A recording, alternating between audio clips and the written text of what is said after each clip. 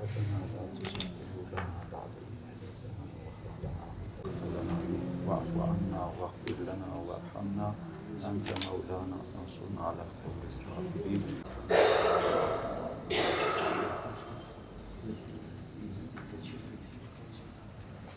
بسم الله الرحمن الرحيم. سيعلم الذين ظلموا أي منقلب ينقلبون. Sadakallahul azim. Öncelikle bu ayet-i kerime ile o süreci hatırlatmak istiyorum.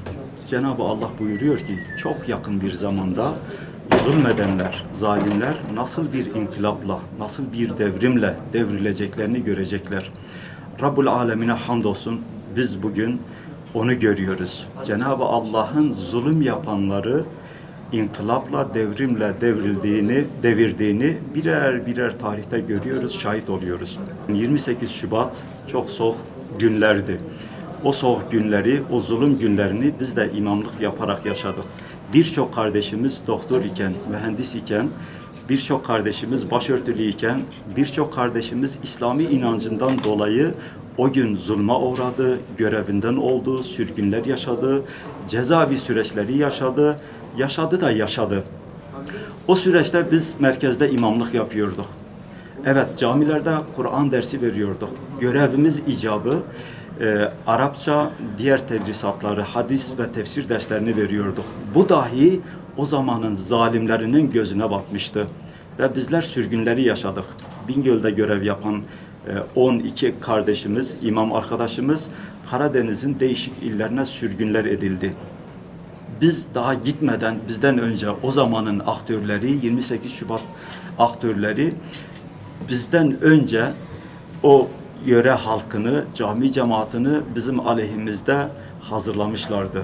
Doğudan gelen terörist imamlar diye. Ama Allah'a hamdolsun biz o görevimizi de oralarda en güzel şekilde yaptık. O halkın takdirini, o halkın muhabbetini, sevgisini kazandık. 28 Şubat'ı ister medyada olsun, ister basında olsun, ister görsel olsun, yayında olsun, onun edebiyatını yapanlar asla şunu unutmayacaklar. O gün en büyük zulmü yaşayan, en büyük zulmü gören ve halen 27 sene aşkın olan cezaevinde halen o mağduriyeti yaşayan insanlar gündeme gelinmeden, onları gündem etmeden 28 Şubat'ın mağduriyetini anlatmak asla mümkün değildir. Biz özellikle bütün kardeşlerimiz mağdur oldu. İslami yaşayan bütün camialar, bütün cemaatler, bütün hareketler zarar gördüler, darbe yediler. O zamanın aktörleri bizleri türlü hilelerle, kompaslarla, iftiralarla cezaevine attılar. 5 sene bir mağduriyeti de orada yaşadık. Ama halen içeride olan kardeşlerimiz vardır. O kompaslarla görevinden atılan, cezaevi sürecini halen devam eden, yaşayan mazlum Müslümanlar vardır. Bugün onları korkusuzca gündeme getirmemiz lazım. Eğer 28 Şubat'ın zalimleri bugün yok olmuşsa, yıkılmışsa, 1000 sene devam edecek diyen o günün o zalimleri bugün eğer cezalarını almışlarsa o zaman o mağdurları da gündeme getirmemiz lazım. Bakın şu anda bu mağduriyeti gidermeyen en önemli kurumlardan bir tanesi de Diyanet İşleri Başkanlığı'dır. Maalesef o görevden atılan imamlar halen görevine dönemediler.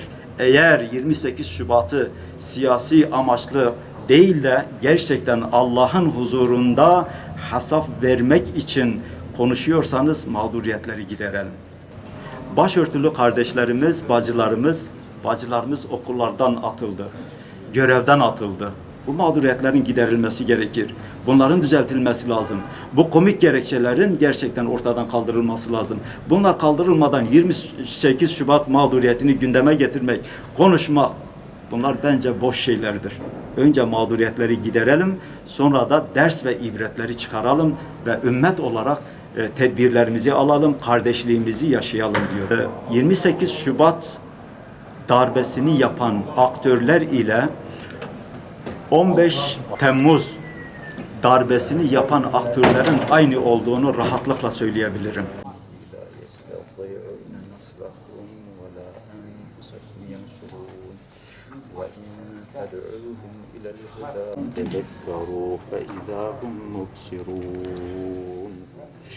وإخوانهم يمدونهم في الغي ثم لا يقصرون يستكبرون عن عبادته ويسبحونه